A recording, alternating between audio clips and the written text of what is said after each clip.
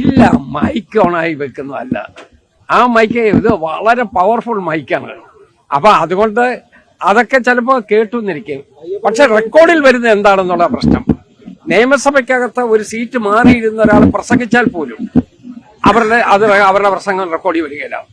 അവരിരിക്കേണ്ട സ്ഥലത്ത് ഇരുന്ന് സംസാരിച്ചെങ്കിൽ മാത്രമേ അതിലൊക്കെ റെക്കോർഡിൽ വരുള്ളൂ.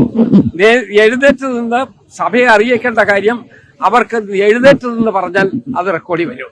മറ്റു ഓഫ് ആൻഡ് ആയിട്ട് നമുക്ക് എന്തെല്ലാം കാര്യങ്ങൾ പറയുന്നു അതെല്ലാം നമുക്ക് അനുഭവസമ്പത്തുള്ള ഒരു വ്യക്തി സഭയിൽ ഒരു അംഗം ചോദിക്കുന്ന ചോദ്യത്തിന് ഒരു മറുപടി കൊടുക്കുന്നത് അല്ലെങ്കിൽ മാറി എന്ന് പറയുന്നത് ശരിയാണോ?